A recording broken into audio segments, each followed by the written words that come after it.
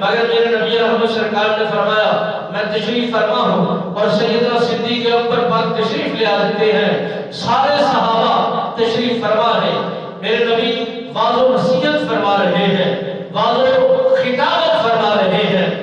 اور تبلیغ کا سلسلہ جاری و ساری ہے۔ میرے نبی سرکار نے سب سے پہلے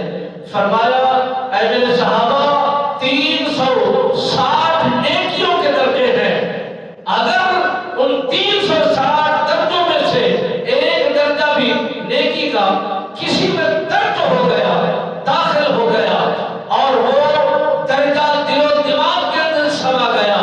میں نبی رحمت فخر موجودات صلی اللہ علیہ وآلہ وسلم سرکار